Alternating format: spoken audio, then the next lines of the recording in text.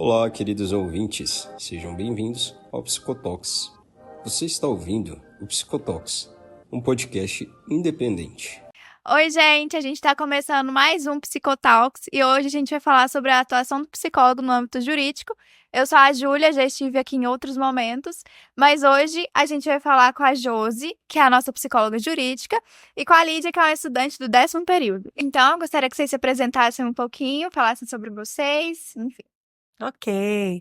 Então, eu sou a Josiane Carvalho, eu sou psicóloga, me formei na Universidade Federal de Berlândia, trabalho há 18 anos como psicóloga jurídica no Fórum de Berlândia.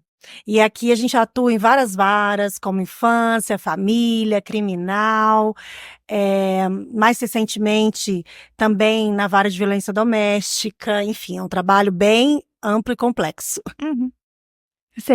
Sou a Lídia, eu tô finalizando o último período da faculdade aqui na Exanc. Atualmente eu faço estágio em uma clínica, onde eu atendo crianças e adolescentes. Também atuo como voluntária da ONG ABC do Glória, ali no Neto Prieto. E é isso. Tô muito feliz de estar participando desse podcast. Obrigada pelo convite. Queria agradecer também aos meninos que me convidaram hoje para ser mediadora. Para mim é sempre um prazer estar aqui. E para a gente dar início para o podcast de fato, Josi, eu queria que você falasse um pouquinho sobre o que é psicologia jurídica, né? Às vezes a gente escuta muito falar, vê muita propaganda no Instagram, mas a gente talvez não tenha matérias, né? Algumas faculdades não têm matérias, ou enfim, a gente não tem contato com o que é isso em específico, né? Então, se você puder falar de forma mais ampla. Sim, é isso mesmo, Júlia. É uma área que, apesar de estar em franco crescimento, é uma área nova, né, da psicologia. E, realmente, nas faculdades ainda não temos com frequência esse tipo de matéria. Por exemplo, eu fiz uma matéria optativa, né, quando eu me formei. A atuação na psicologia jurídica é bem ampla. Então, tem trabalho em vários tribunais, em presídios. E o psicólogo jurídico, ele não necessariamente tem que ser servidor público. Né? Eu trabalho como servidora pública do Fórum de Berlândia, mas ele pode, né, atuar sendo formado, tendo, né, a inscrição no conselho, no caso o CRP, e se inscrever em algum tribunal. Então, não é um campo específico para servidores públicos. Isso é interessante você falar, né? Porque acho que é justamente uma coisa que pouca gente sabe, né? Eu, por exemplo, não sabia, né? A gente conversou antes, né? Sobre quanto a gente não sabe dessas informações. Acho que justamente por essa área da psicologia talvez está ganhando espaço agora, né? E como você atua nela já faz tempo, eu queria que você falasse sobre como que você foi parar aí? Tipo assim, qual é essa trajetória? Como que foi esse processo de escolha, enfim. Ou se não foi uma escolha, você foi se enfiando e... Então, como eu disse, o meu primeiro contato com a psicologia jurídica foi na graduação, com uma matéria optativa, e eu gostei muito. E aí surgiu um concurso, eu estava na época trabalhando em clínica, e me identifiquei muito, assim. Então, estudei muito mesmo. E falei, bom, isso eu quero, sabe? E até hoje, é uma área pela qual eu sou apaixonada. Eu acho uma área fascinante. Eu me lembro que tem uma professora, na época da graduação, que ela falava que na psicologia, quanto mais feio, mais bonito. E eu concordo totalmente com ela. Né? Porque a gente atende casos muito complexos. É devido ao sofrimento que as pessoas vão ou são levadas a fazer parte de alguma ação. E é um trabalho bem bonito. A gente trabalha subsidiando as decisões do juiz ou do promotor, no caso de psicólogos que também podem atuar no Ministério Público, tá? E aí a gente faz um trabalho documental no final do estudo, né? Tem os procedimentos técnicos, todos de acordo com o nosso conselho ético, né? E no final a gente faz um relatório constando o que a gente observou de mais importante para subsidiar as decisões do juiz. E aí, essas são as principais funções, assim, que você tem no dia a dia, assim. Como que é um dia, assim, se você pudesse falar sobre um dia sendo psicólogo jurídico, Então, como seria? É muito complexo, porque como eu disse, a gente trabalha em todas as varas, né? Criminal, família, infância e juventude, vara da violência doméstica. Então, num dia, por exemplo, eu posso atender processos de várias varas, né? Então, a gente faz as entrevistas, é o nosso principal instrumental técnico, né? A entrevista. E a gente, às vezes, faz várias entrevistas com todas as partes envolvidas, né? E o objetivo é sempre a proteção de direitos, principalmente de crianças e adolescentes. Né? Às vezes a gente aplica testes psicológicos também. Fazemos visitas domiciliares, apesar de ser mais a cargo dos assistentes sociais, com os quais a gente trabalha muito também, em parceria, né? Tem essa multidisciplinaridade que é muito importante na psicologia jurídica, que faz toda a diferença, né? Porque é uma área muito complexa e necessita desses olhares, né? Multidisciplinares.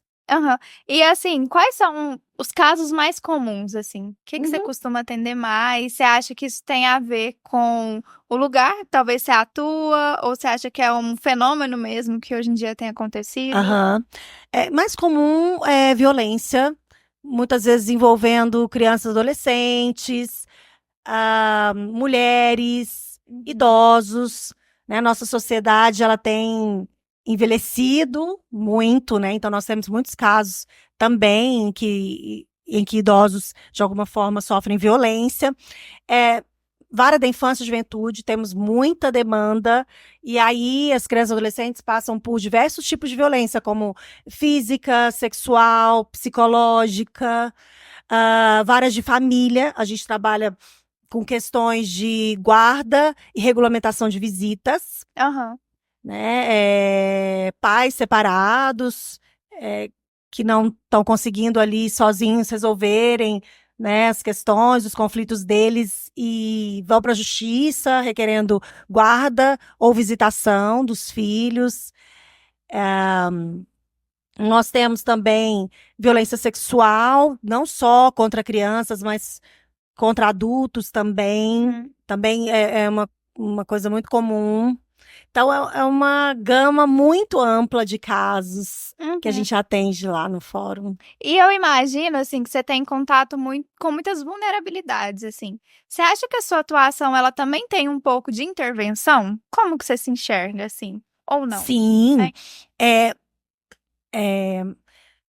Historicamente, a psicologia jurídica, ela surge muito ligada ao positivismo, a uma questão mais de punição, historicamente, né? Mas ela tem mudado, ainda bem, né? Ao longo aí dos anos. É uma área relativamente nova, mesmo pensando historicamente, né? Foi a partir da década de 80 que começaram a surgir os psicólogos de uma forma mais oficializada. E a gente começou a trabalhar também com orientação, assessoramento, acompanhamento. Muitos dos casos, os juízes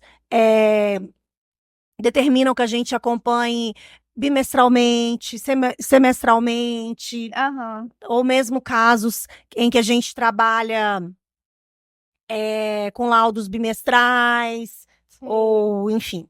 Então, nós temos aí uma situação em que o psicólogo está cada vez mais atuante, em que ele está trabalhando mais os conflitos de uma forma mais ativa. Isso é interessante, né? Porque, assim, acho que o que é muito pregado é que o psicólogo judiciário tá ali no meio apenas para fazer, tipo, um teste, um laudo, e não atuar, né, de fato, assim. Eu acho que eu escuto muito falar, assim, escutava, né, quando eu fazia faculdade, sobre essa questão da ética, né? E tem muita gente que confunde a ética com a frieza, né? Isso. E eu acho que isso é uma coisa interessante da gente trazer, porque é isso, né? Ser ético talvez tem algo aí de interventivo, de defesa, né? E eu acho que isso é importante da gente ter essa visão, né? De que, assim, o seu trabalho também é de acompanhamento, né? Isso mesmo, você tocou num ponto importante. Porque o psicólogo, ele vem trazer para a justiça um olhar mais humano. né? Ele está lá também para isso. Então, qualidades do psicólogo, como a escutativa, a capacidade de interpretar comportamento, auxilia muito ali nas situações conflituosas. Então, a gente sim usa essas técnicas psicológicas mesmo para poder lidar com os casos lá. Até porque, pelo que você traz, são casos também que exigem um acolhimento, né? Exigem essa escuta acolhedora, né? Sim, necessita uma escuta acolhedora.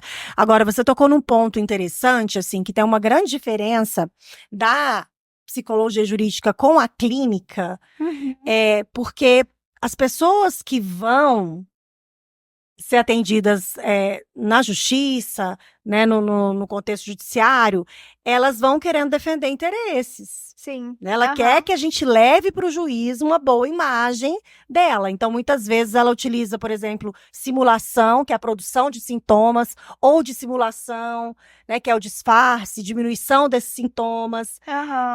Então, ela não vai falar o que ela pensa. Sim. Né? Então, a gente tem que estar muito atento a isso também. É verdade.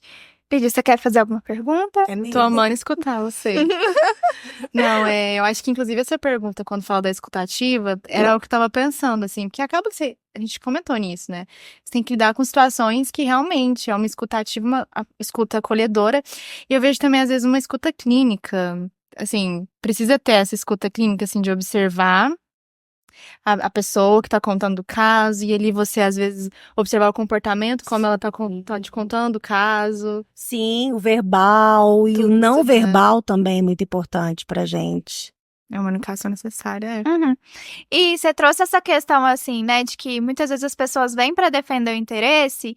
Queria que você falasse um pouquinho também do lado da justiça, né? Porque, assim, eu imagino que o psicólogo, ele fica entre a vítima, entre as partes interessadas, mas também entre o judiciário, que exige ali um tempo que talvez, por exemplo, a criança não vai ter. Então, assim, por exemplo, quando colhe depoimento, né? Às vezes você precisa de mais de alguns encontros ali para você ter o contato ou o vínculo com a criança a ponto dela conseguir sentir uma certa confiança, né? Enfim, estabelecer mesmo o vínculo. Como que você lida com isso? Porque eu imagino que tem um outro fator aí, né? Do tempo, enfim. Sim, Júlia. Você trouxe um ponto muito interessante, que é a questão do tempo. O tempo jurídico é muito diferente do tempo psicológico, muitas vezes, né? Então, nós temos, muitas vezes, sim, um descompasso, né? Por exemplo, tem casos que são extremamente complexos e, justamente por serem tão complexos, vêm com um prazo judicial muito curto para serem feitos. Então, muitas vezes é necessário a gente comunicar isso, né, para o juiz, explicando essa questão e pedindo uma dilação de prazo, né, usando aí um termo jurídico, em razão disso. E muitas vezes, né, se espera do psicólogo algo que ele não pode dar, que é uma verdade absoluta. Sim, faz sentido. Porque a gente trata, assim, né, de ciências muito diferentes, assim, né? Às vezes o que é verdade pra gente, de fato, né, assim. Sim. O direito e a psicologia, eles têm suas confluências, né? De alguma forma, eles se encontram, assim. O direito, ele normatiza o comportamento humano e a psicologia auxilia na sua compreensão, né? Agora, a psicologia, ela vem trazer esse entendimento das dores, do comportamento humano, de uma forma diferenciada, né? E uma pergunta, assim, que eu fiquei agora é sobre o que é válido, assim, dentro desse contexto. Eu falo assim pro judiciário mesmo, porque tem essa questão também, né? Às vezes pra gente, algo que a criança fala, algo que ela traz, tô falando de criança, mas enfim, né? O sujeito que tá ali é muito precioso, mas talvez isso não tenha nenhum valor legal. Como que fica, assim, essa questão de às vezes ter que ser como uma tradutora, né? Talvez fazer essa tradução, assim, pro judiciário, ou enfim, dar o peso que talvez o que a gente escuta merece. É difícil, não é? Ou, sim, é bem desafiador, porque a gente trabalha com instrumental documental, né? Então, a gente faz um laudo. E muitas vezes é bem difícil, naquele laudo, a gente imprimir uma percepção psicológica e usar termos que vão ser simples para o juiz e para o promotor e para quem for ler o laudo entender. Então, é um desafio, mas a gente procura, sim, dar essa fala, principalmente, né, para as crianças, adolescentes vítimas de violência, que têm seus direitos aí, de alguma forma, infringidos.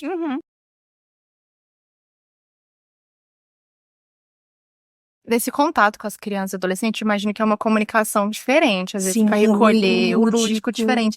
E como é que você faz, assim? Porque, por exemplo, para lidar com casos de criança, teria que ser menos formal, às vezes menos judiciária. Não sei, às vezes é uma coisa mais, igual você falou, lúdico, algo mais na linguagem da criança. Às vezes lidar com algum caso que envolveria talvez um olhar mais no social, sabe? Tá lá perto, conviver. Não sei se a minha pergunta ficou confusa. Sim. Não, mas sabe isso, às vezes, tipo assim, tá com a criança, você precisa escolher uma informação. Você até mencionou do lúdico. E às vezes tem que sair um pouco do lúdico e ir pra uma comunicação mais séria. Não é uma dinâmica confusa que você tá fazendo? Também um desafio. Mas dá desafio certo. grande. É um espaço diferente da clínica. Sim. Bem diferente. Mas também, muitas vezes, para que a criança consiga se abrir, consiga imprimir ali o que ela realmente está sentindo, expressar, é importante o vínculo maior, às vezes chamar várias vezes, para que ela se sinta segura. E aí tem muitos casos, como eu estava dizendo, que a gente faz um acompanhamento maior, que a gente pode trabalhar essa questão do vínculo, inclusive, para que a criança possa se expressar de forma mais clara. E acho que até você vai saber falar melhor, mas eu tenho um flash disso, assim. Lá dentro do fórum também tem um espaço físico, né? Não é uma sala de brinquedo. Temos uma ludoteca. Uma brinquedoteca. Então tem também esse Sim. espaço próprio e mais humanizado. Temos mais humanizado, receber, mais né? acolhedor, para receber criança, assim, com brinquedos pedagógicos. E eu lembrei de uma coisa que eu vi em aula, mas assim, pode ser que eu espalhe várias fake news aqui, porque né, memória. Mas eu lembro de uma professora, Ana Maria, inclusive, né, comentar sobre, às vezes o psicólogo tá ali com a criança e tá rolando esqueci o nome, mas tipo, tá rolando audiência auditiva, e aí o psicólogo com fone no ouvido e o juiz perguntando coisas que o psicólogo tem que perguntar. Você já passou por esse tipo de situação? Sim. Como Lá que no é fórum isso, a gente assim? também trabalha um depoimento especial. Sim, é mais uma das atribuições. Mas não é bem assim, não. Viu? A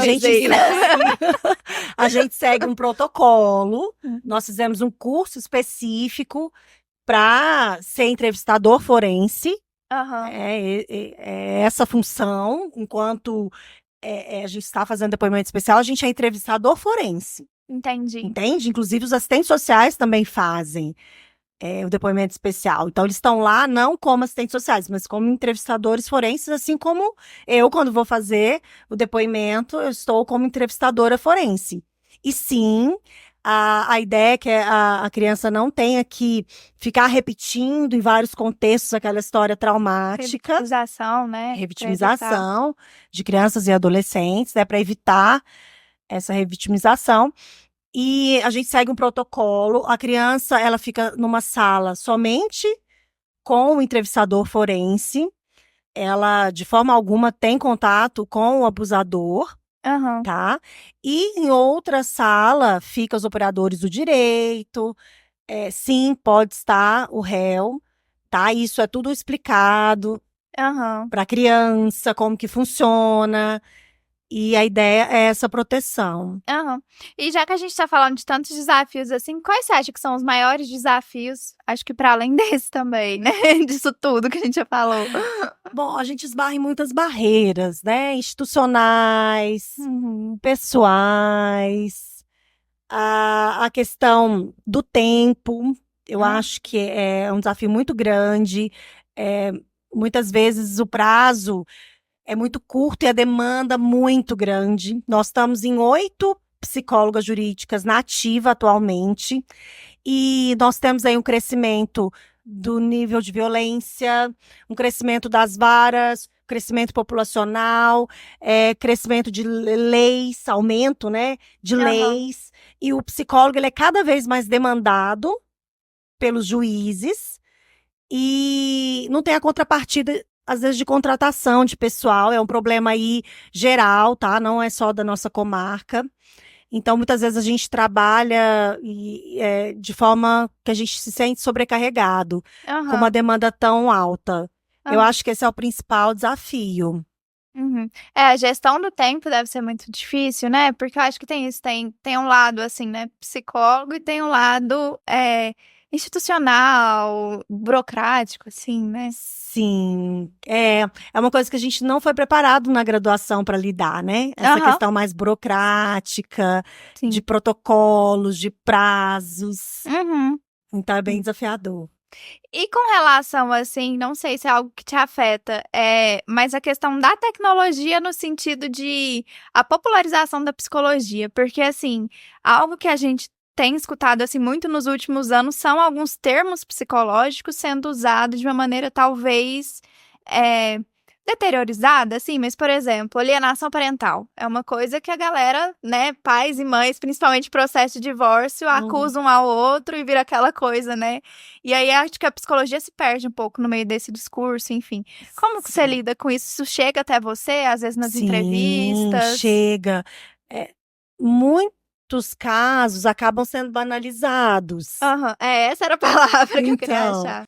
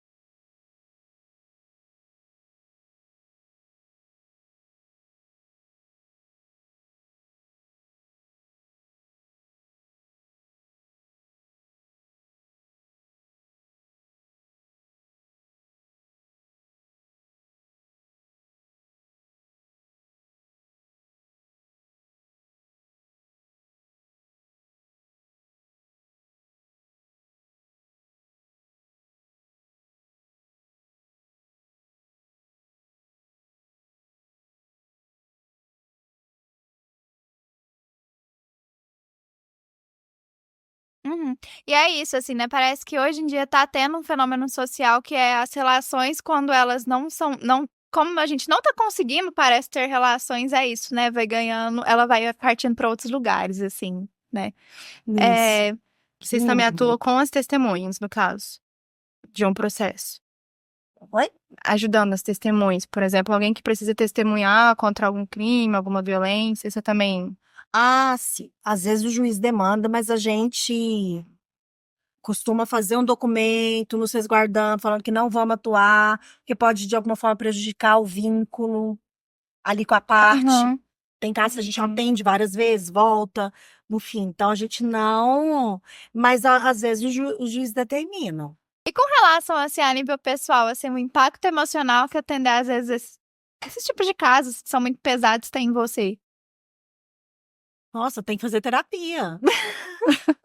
18 anos eu não criei couro grosso até hoje. Às vezes tem pesadelos com os casos. Semana passada mesmo, eu tive um pesadelo com o caso atendido.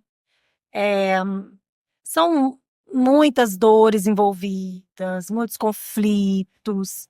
E às vezes é bem difícil, principalmente presenciar crianças e adolescentes em extrema vulnerabilidade, sofrendo de violências de diversas espécies, né? Como eu disse, psicológica, sexual, física, ou às vezes até mais de uma. Enfim, então é bem difícil. Então, é indicado que o psicólogo jurídico faça terapia. E você comentou que são 8 psicólogos, né? Aqui em Uberlândia são 8 psicólogos, né? Na comarca. Como que é o vínculo entre vocês? Assim, tem esse apoio? Você sente essa rede, assim? Às vezes até com outros lugares? Sim, muitas vezes a gente discute os casos. É bem rico. A gente tem uma sala ampla. Cada uma tem sua mesa, mas a gente se encontra Muitas vezes a gente trabalha muito assim, tá? Às vezes uma Sim. fazendo relatório, outra atendendo, Legal. mas sempre a gente procura ter esse espaço de troca, que é bem Aham. rico. Além disso, temos os assistentes sociais que trabalham diretamente nos casos, Aham. junto com a gente, porque muitas vezes o juiz determina um estudo psicossocial. Você tinha mencionado que o psicólogo jurídico também faz visitas, né? Sim. E como que funciona essas visitas? Então, geralmente, o assistente social, ele faz mais visitas. Só que em muitos casos, a gente detecta, enquanto psicólogo, uma necessidade de observar o ambiente em que aquela família vive, ou aquela pessoa vive. E, particularmente, eu acho muito rico. Eu costumo ir em muitas visitas domiciliares. Eu acho que acrescenta muito no nosso trabalho. E social se diz muito do sujeito também, né? O sujeito em sociedade. Sim, Certo. sujeito de sociedade. E ainda, né, no âmbito jurídico e em relação à infância, vocês também fazem processo de adoção? Como que funciona? Sim, nas áreas de infância e juventude a gente trabalha também processo de adoção, habilitação para adoção, fazendo uma avaliação dos pretendentes. E também fazemos aí aproximação para adoção no momento posterior, né? E que surge uma criança ali com aquelas características desejadas pelos pretendentes. E também fazemos a adoção em si e o acompanhamento pós-adoção. Então, sim, a gente trabalha com esse tipo de ação também. Tem uma pergunta que me surgiu, eu vou fazer, mas qualquer coisa vocês cortam, tá? Mas enfim, tem uma pergunta que me surgiu que é sobre o externo, assim, porque eu acho que você trabalha num lugar muito delicado, né? Por mais que não seja a sua função, acho que tem muita gente que encara o psicólogo como dono da verdade, né? Tipo assim, leitor de mentes, assim, essa ideia bem. E como que você trabalha assim o medo? Existe algum tipo de medo? Às vezes medo, assim, da pessoa que foi prejudicada ali num processo, a nível pessoal, assim mesmo, sabe? Sim, isso existe. E não é tão raro, infelizmente. Inclusive, nós, psicólogos jurídicos, a gente recebe um adendo por periculosidade. Olha. Sim. Muitas vezes, como a gente trabalha de alguma forma ferindo interesses pessoais, particulares, então muitas vezes a gente sofre ameaças, sim, de algumas das partes. Aham. A respeito, assim, né, a gente comentou que essa área dentro da psicologia ela é relativamente nova e ela tá crescendo. Como que você enxerga, assim, o futuro dela no Brasil? Como que você vê, assim, potencial que isso tem de crescimento? É uma área que tende só a crescer, uma área promissora. A título de exemplo, recentemente, no Tribunal de São Paulo, foram abertas 300 vagas para psicólogos jurídicos. Uhum. Temos também crescendo aí os bancos de peritos, em que o psicólogo jurídico, nesse caso, não precisa ser concursado, né? Ele ali com a graduação, a carteirinha do conselho, ele consegue fazer uma inscrição no tribunal e fazer parte desse banco de peritos. Em muitos lugares do Brasil, isso tem sido usado, tá? Esse banco de peritos. Então, é uma área muito promissora. Uhum. E aí, como que você vê também essa questão, com a psicologia entrando nessa área, né, entrando talvez numa área que é mais do direito, assim, como que você enxerga, assim, o que que deveria melhorar? Eu acho que tanto talvez dentro dos cursos de psicologia, assim, das habilidades, das técnicas que a gente tem que ter, mas também das outras áreas, assim, a gente estava falando, né, que o direito, a parte judiciária, assim, às vezes, assim, não compreende muito bem e tal, assim, do seu ponto de vista, o que que a gente poderia melhorar nas 2 grandes escolas, assim, né, que seria a psicologia e o direito? Aham. Temos várias coisas para melhorar. Eu acho que o fato da gente estar nesse podcast Aham. aqui, né, quero parabenizar o Psicotalks, que leva a psicologia aí para tanta gente. E precisa ser dito, falado. É um trabalho que ainda a maioria das pessoas desconhecem como que funciona, mesmo dentro da psicologia. Tem que ser criadas disciplinas dentro das graduações, já que é uma área que tem crescido tanto, que tem muitas pessoas interessadas nela, estudantes, profissionais também da psicologia.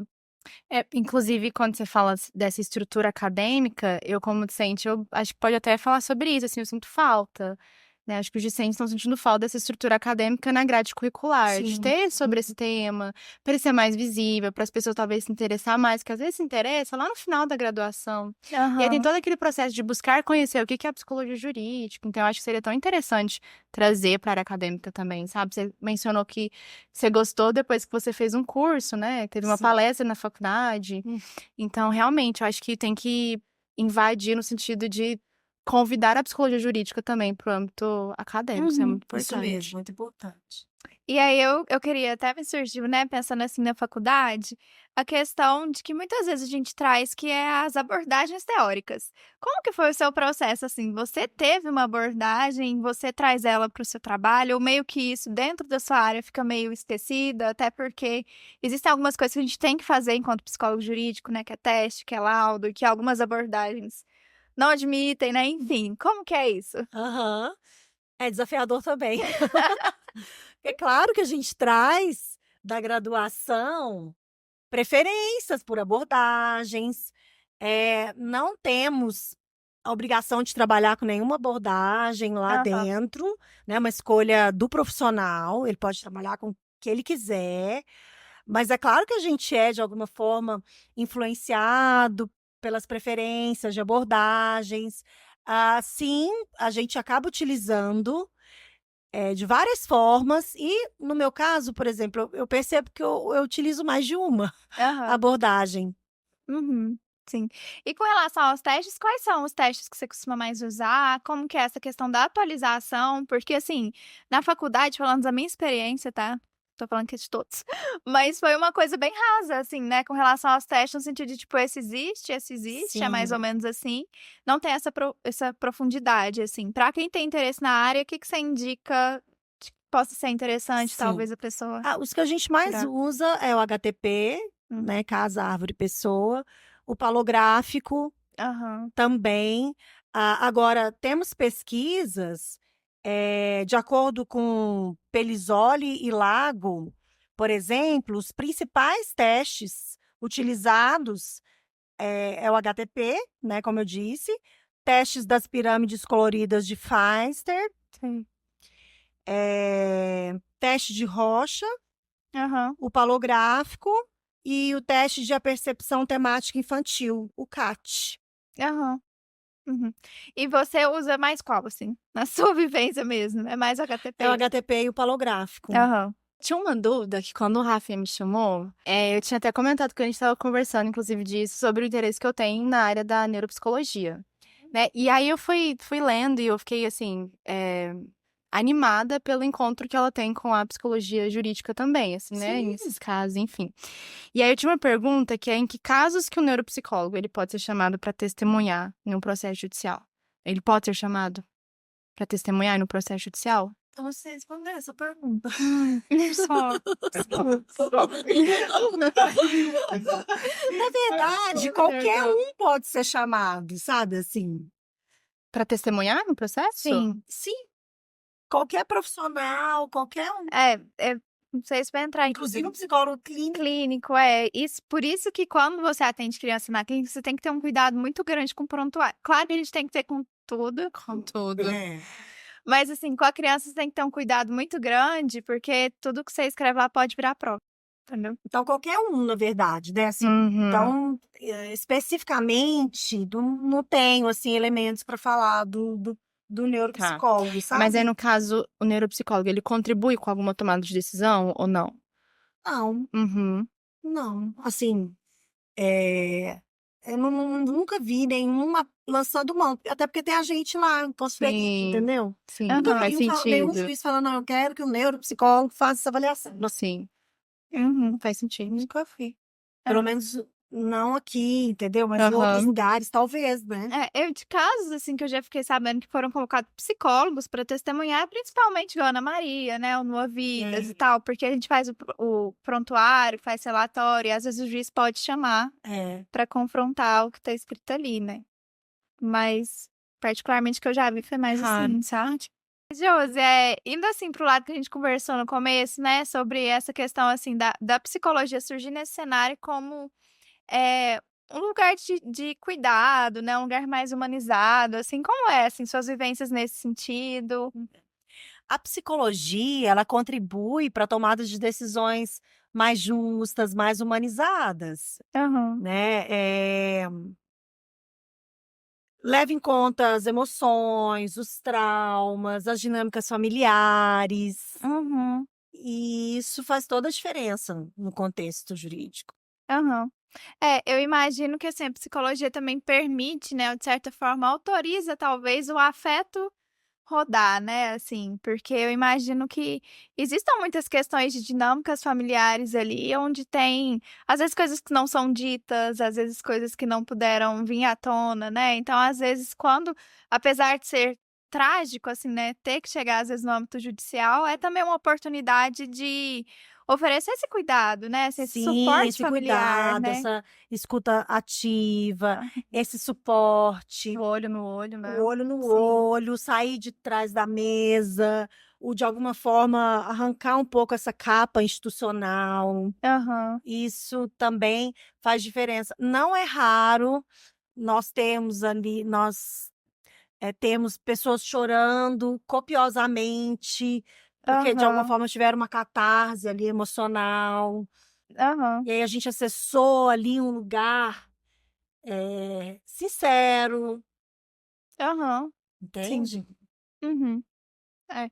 É de fato, assim, né, trazer a pessoa que tá por trás, às vezes, de tantas palavras técnicas e, né. Exato, é trazer o humano. Aham. E nós temos um dado interessante, tem pesquisas apontando que, na maioria dos casos arrasadores, os juízes e promotores, eles consideram os nossos laudos, as nossas orientações. Aham.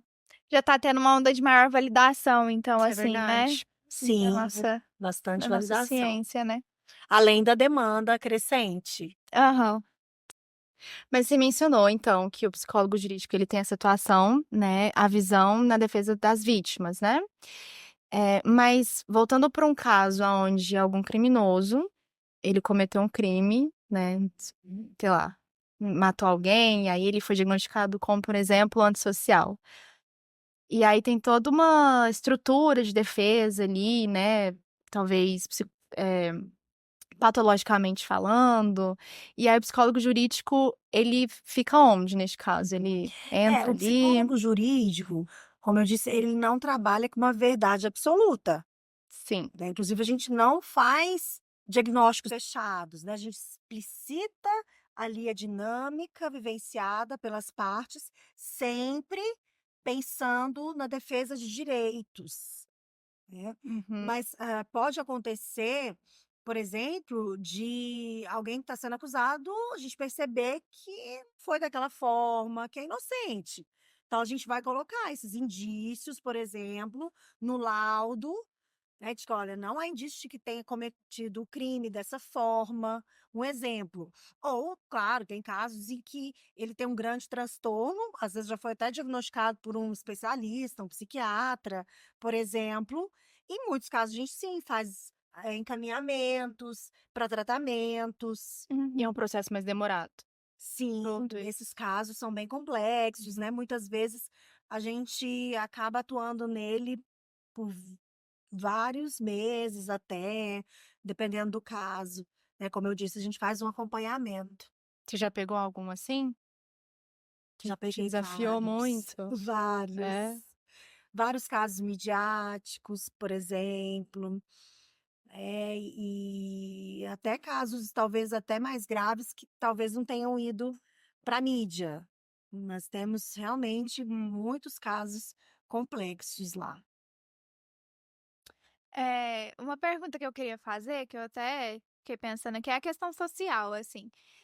Porque eu já ouvi, assim, principalmente durante a graduação, que a gente às vezes vê alguns casos clínicos e tal, sobre, às vezes, assim, ter uma situação, por exemplo, de abuso dentro da casa e a mãe saber, então ela vira uma cúmplice, e aí ela é também indiciada, né, no processo como cúmplice, Mas muitas vezes, quando a gente vai olhar para a questão social, a gente vê que talvez é uma mãe que não tinha um conhecimento, ou que, assim, também foi vítima de violência, então normaliza aquilo de uma certa maneira. Como que lida com isso? Então, por isso que é muito importante que o psicólogo jurídico tenha uma visão crítica, Uhum. histórica, política, social. Ele tem que ter essa bagagem, Aham. né, para poder entender ali o contexto complexo e conseguir explicitar isso da melhor forma possível, juntando as informações para o operador de direito. Aham. Outra pergunta que me veio agora, que é um pouco diferente, assim, vai para outra linha, mas é porque a gente estava comentando sobre o quanto a gente estuda pouco sobre a psicologia jurídica e tal, e que também foi assim no seu percurso. É, o tempo que foi te ensinando alguns termos, porque eu vi que você trouxe muitos termos, né? Tipo, fingimento e outros que eu já esqueci. Mas enfim, foi a prática mesmo? Ou depois que você entrou, você começou a se especializar mais? Sim, tão logo eu entrei, fui buscar literaturas, inclusive, né, eu sou especialista em psicologia jurídica, Ah, também fiz uma especialização em violência contra crianças e adolescentes. E a gente tem que estar, assim, em formação continuada. Vários aham, cursos, muitos são disponibilizados pelo Tribunal de Justiça e outros não. A gente busca fora, mas o psicólogo jurídico ele tem que estar em constante formação e aprendizado. aham, É um aprendizado que não tem fim, assim. aham, sim. Porque quando a gente chega na clínica, geralmente os temas são bem firmes, limitados. Aí, por exemplo, porque não sei quantos encontros vocês fazem com uma pessoa pra fazer um laudo, alguma coisa assim. Uhum. Então, assim, você se enfrenta a isso, como que lida com isso, de depois que chegar, às vezes, muito fechada, principalmente por ser uma situação traumática. Talvez a pessoa vai mais fechada ainda do que iria, talvez, com uma clínica. Eu acho que numa clínica a pessoa já tá um pouco aberta de Ela já quer, e né? agora você indo para uma pessoa no processo, eu acho que a pessoa ainda talvez vai mais fechada. Sim, tem medo, né, de uma punição jurídica. Aham, Então, muitas vezes a gente percebe isso e nesses casos é importante chamar outras vezes, fazer mais entrevistas Questão de vínculo também, né? para criar um Sim. vínculo maior. Aí a gente esbarra em várias barreiras, como eu disse, né? Assim, uhum, o tempo, o prazo jurídico, a questão da sobrecarga de trabalho, mas em muitos casos é importante a gente fazer vários procedimentos para poder alcançar realmente as emoções daquela pessoa, né?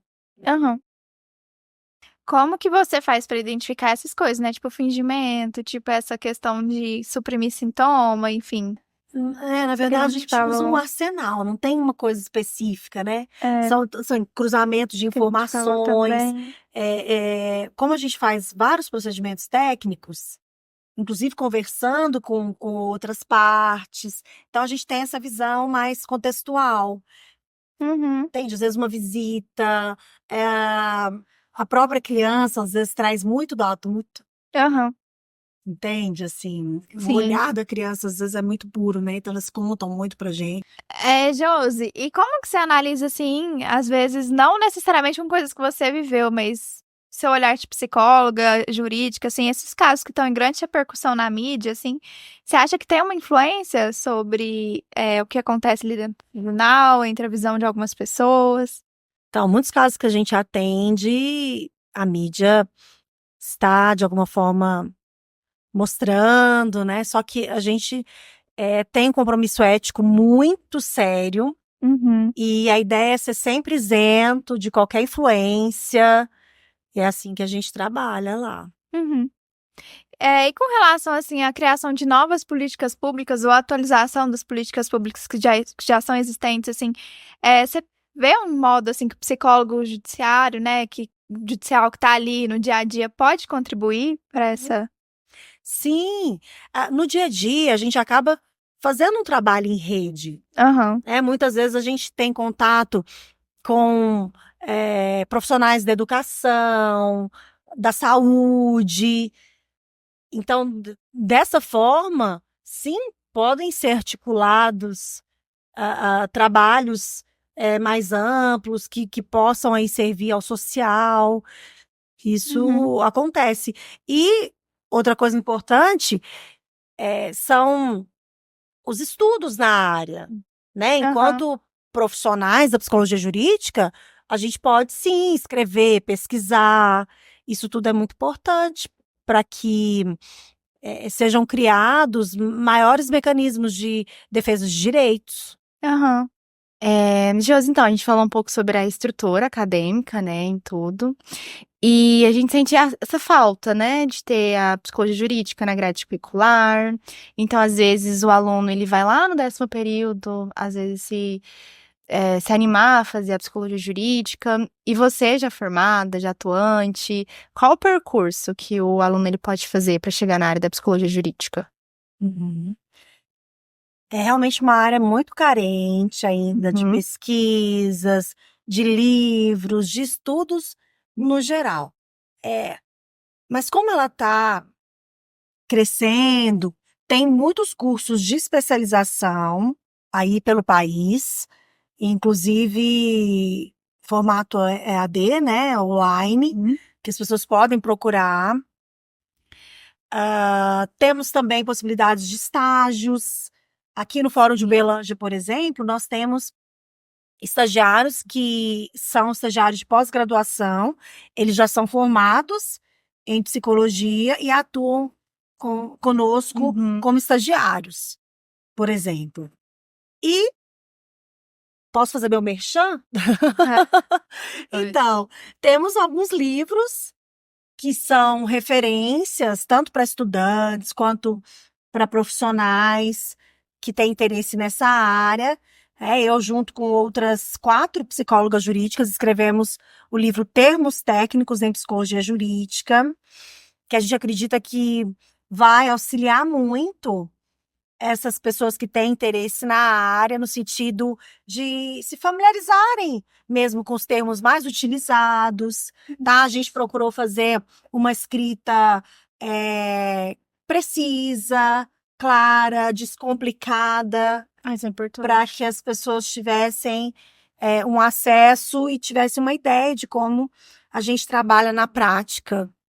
Até porque, como eu falei, é escasso, né, toda essa comunicação. Então, acaba que realmente vai ter que recorrer a esses recursos. Sim, a gente acredita que esse livro vai contribuir muito nessa área. E o desejo, assim, né, de escrever esse livro, porque, assim, imagino que essa rotina não deve ser fácil, né? Não Só mesmo. coisa pesada, Mãe. enfim, cansaço, vida adulta, filhos, enfim. Eu acho que esse livro fala muito sobre um desejo e sobre uma coisa que continua viva dentro de você, te brilhando os olhos, apesar de tantos desafios que a gente comentou e falou aqui no podcast, assim. Como que é isso pra você, assim? Fala mais um pouquinho sobre a sua paixão, mesmo assim, pela sua profissão, pela área. Isso mesmo, eu adoro, eu sou apaixonada nessa área realmente. Eu acho que o desejo de escrever esse livro está muito ligado à falta que eu senti de estudos nessa área, né, de livros mesmo, né, nessa área. Então, eu falo muito assim, eu queria muito que eu tivesse lido esse livro quando eu entrei na psicologia jurídica, né? E eu gosto muito daquela frase do nosso poeta Vinícius de Moraes, que é: a vida é a arte do encontro, embora haja tantos desencontros pela vida. Né? Eu acho que o encontro entre a psicologia e o direito foi muito feliz. Né? Assim como os encontros dentro do fórum, apesar de haver ali conflitos, divergências, são também oportunidades de crescimento, de elaborações, e o psicólogo tem muito a contribuir nesse sentido. Sim. E sobre o seu livro, assim, fisicamente mesmo, como é a estruturação dele? Vocês trazem termos no estilo, tipo assim, dicionário, ou vocês vão trazendo explicações, casos, como que é? Então, foi um desafio também, porque a gente fez uma ampla consulta bibliográfica, Aham. a gente realmente se debruçou no que tínhamos ali de artigos, de livros, de estudos nessa área, só que a gente também imprimiu ali a nossa experiência de alguma forma, Aham. mas é um livro que explora termos como uma espécie de glossário, Aham. mas que tem sim ali uma coisa autoral também. Aham. Traz um pouco dessa vivência, né? Sim. E isso é muito interessante, assim, né? Porque eu acho que, de fato, né, é a experiência de quem tá lá dentro quando fala, né, quando escreve, enfim, é outra, né? Porque, assim, a gente tem várias áreas da psicologia e psicólogos que circundam, né, assim, esses temas e tal, e acabam esbarrando e escrevendo sobre, né? Mas quem tá ali dentro é quem dá conta de falar de fato, né, assim, Sim. sobre como é essa vivência. E todas nós, coautoras, temos aí uma ampla experiência nessa área, Aham. tá? Nós 5 estamos há pelo menos 10 anos nessa área da psicologia jurídica. Temos 3 psicólogas jurídicas do Ministério Público, em Brasília, e eu e uma outra colega aqui da comarca de Uberlândia. Aham. Uhum. Me sopraram que no fundo que você tem um outro livro também sobre infância, infanto juvenil, enfim. Fala um pouquinho dele pra gente também. Isso mesmo. Então, o livro se chama Como Superei a Separação dos Meus Pais. Ele também é baseado na minha prática de trabalho. É Aham. claro que ele traz ali uma linguagem mais lúdica, poética, por ser infanto-juvenil. Aham. Mas traz também as vivências das crianças e adolescentes cujos pais se separaram. Aham. A gente trabalha muito com esse tipo de caso, né, como eu disse, nas varas de família, casos de divórcios, regulamentação de visitas, guarda, e é um tema que me toca muito. Uhum. A criança em meio a esses conflitos dos pais. Então, o livro eu escrevi para ajudar mesmo, para que principalmente essas crianças e adolescentes passem por esse processo tão doloroso de uma forma mais leve. Aham. Uhum. Essa é a ideia principal do livro. E onde que a gente consegue adquirir esses livros? Como que é? Você tem uma página profissional? Como que tá funcionando? E isso, eu criei uma página profissional, não tem tanto tempo. Me sigam lá, gente. É josiane.psiquejures. Uhum. Tá? Por favor. E podem adquirir ambos os livros diretamente comigo. Eu vou passar o WhatsApp pelo qual as pessoas podem adquirir, que é 349-9918-4247. Uhum. Isso aí, gente. Vamos todo mundo comprar. Comprem o livro. Por favor. A gente, como psicólogo, muitas vezes a gente é bombardeado com pessoas próximas perguntando coisas tipo assim, eu acho que fulano tem autismo, tem mesmo, não sei o que, sabe, esse tipo de coisa. Como você trabalha numa área que tá muito envolvida, às vezes, com separação, com questões familiares, como que é essa abordagem, assim, de pessoas próximas com você? Como que você lida com isso, assim? Eu imagino que você, enquanto psicóloga jurídica, assim, né, aumente um pouquinho, tem um peso maior, né, nesse sentido. Sim, as pessoas procuram validação. Validação. E aí, isso é bem desafiador, porque na maioria das vezes a gente não tem uma resposta exata, uma verdade, Absoluto. né, gente, absoluta. Não existe isso em psicologia, né? Sim. A gente pode sim fazer orientações, a gente pode acolher e deve, né, acolher os sentimentos e ouvir de forma ativa, mas as pessoas muitas vezes buscam no psicólogo aquilo que ele não pode dar. Sim. Uhum. Essa verdade absoluta, essa validação, porque as pessoas querem estar certas, né? Sim. E aí, outra questão que a gente aborda muito lá é ajudar as pessoas a verem qual que é a participação dela no litígio.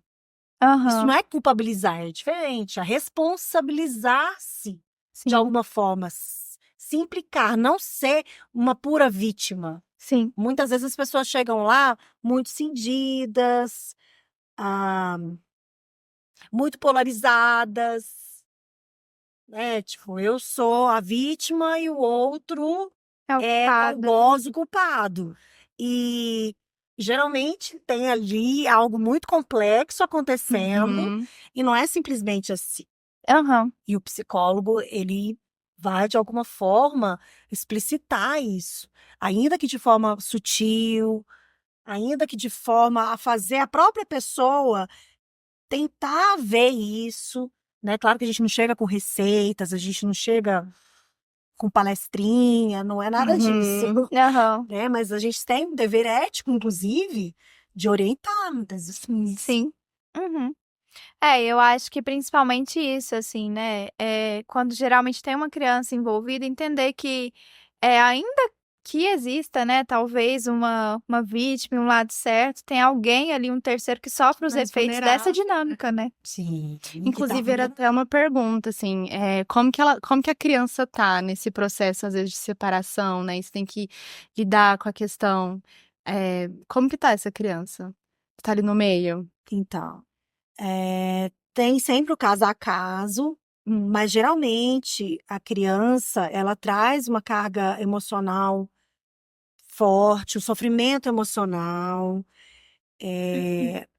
Nós adultos, a gente já passou por algumas rupturas na vida, né? Já saímos de casa, muitas vezes, né? Para trabalhar, ou mesmo para casar. Enfim, a criança não. Ela não tem essa experiência vivencial. Então, para ela é muito mais difícil lidar com uma mudança tão brusca na vida dela. Claro que, dependendo do caso, é melhor a separação do que ela sofrer uma violência ali, de ver brigas constantes em casa, né? Mas a forma que os adultos vão lidar impacta muito na forma que ela vai sentir. Então, é muito importante que os adultos preservem essa criança, poupem essa criança desses conflitos. Sim. E muitas vezes isso não acontece. Infelizmente, a criança sofre muito. E existe uma receita? Não uma receita, a pergunta. Mas quando você fala que os pais, eles podem poupar a criança disso, você tem uma estrutura, assim, para essa orientação muito importante que seja conversado com a criança, que ela não tenha absolutamente a menor culpa pelo que aconteceu, porque muitas crianças chegam lá se sentindo culpadas. É muito importante que os pais procurem diferenciar a conjugabilidade da parentalidade, né? O casal conjugal se separou, mas vão sempre continuar sendo pai e mãe. A função continua, A função continua. Né? Parece óbvio pra gente, mas há uma confusão muito grande em muitos casos. E a criança sofre muito por isso. Então, deixar claro para a criança, olha, a gente não conseguiu resolver os nossos problemas, ninguém tem culpa disso, e você não tem absolutamente a menor culpa por essa separação. Deixar claro, não precisa entrar em detalhes sobre o que causou realmente a separação, mas deixar claro que é uma decisão dos adultos, que não tem nada que ela possa fazer que vai mudar essa decisão. Acolher os sentimentos dela, acolher a tristeza, a raiva, e mostrar para ela que sim, ela pode sentir saudade do outro pai, da outra mãe, que ela tem direito de sentir, validar esses sentimentos, né? Que sentimento nenhum é errado. O comportamento pode ser errado, por exemplo, ele pode sentir raiva, isso não é errado. O errado é bater num coleguinha. Sim. Né? Então, tudo isso ser conversado com a criança. E em muitos casos é importante a psicoterapia, tanto para a criança quanto para o adulto que está passando por esse processo. Sim. Eu acho que entender justamente isso que você trouxe, né? Assim, que como a criança talvez nunca passou por um processo abrupto, né, de mudança de rotina, de vivência, de quebras, assim, que aquele momento ali talvez isso que vai construir a bagagem dela para ela aprender a lidar com essas coisas daqui para frente, né? Então é um momento de realmente assim construção né, assim, o que é dito ali, como é feito, como é acolhido, como é cuidado, vai ser algo que vai se repetir, né, pela vida da criança. Sensibilizando também. Isso Sim. mesmo. É. Então, gente, a gente está chegando ao final do nosso podcast. Eu queria agradecer muito a presença da Josi e a presença da Lídia. Acho que foi uma conversa, assim, muito legal. Eu acredito que a gente tocou em muitos pontos, né? A gente sabe que a psicologia jurídica, ela não se esgota só nisso que a gente falou. Acho que tem muito mais coisa, mas eu acredito que foi um papo muito bacana, né? Muito legal pra gente estar conhecendo, pra gente saber os desafios, pra gente saber como entrar, né? Então, eu acho que foi muito gratificante. Vocês querem falar alguma coisa? Eu quero agradecer também a vocês duas, Lídia, Júlia, ao Psicotalks, ao Rafael pelo convite. Fiquei muito feliz e lisonjeada de participar desse projeto tão bonito, tão bacana, tão importante. A psicologia, ela tem que ser levada para todo mundo, né? Eu brinco que todo mundo tinha que ter um vale terapia. E é isso, muito obrigada a todos. Quero agradecer ao convite do Psicotalks, convite de vocês, pela mediação, pela conversa. Acho muito legal porque a frase de vocês é de discentes para discentes, né? E realmente, assim, você já passou pela fase discente, aí você tá aconselhando uma discente, que tá quase acabando. Mas eu fiquei muito feliz pelo convite. Obrigada, Júlia. Obrigada também. Foi ótimo. E também, né, gente, reforçar para vocês seguirem a Josi nas redes sociais. Tem a questão do livro, que também deve estar mais explicado, né, no seu Instagram, Sim, como temos mais adquirir. informações lá no Instagram, visitem, né, josiane.psicjuris. Isso. A gente vai colocar na descrição também, né, tanto o WhatsApp para comprar o livro, quanto o seu Instagram. E também falar que o Psicotalks tem mais 2 episódios até o final do ano e que a gente entra, acesso e voltam com episódios mensais a partir de fevereiro. E é isso. Um abraço.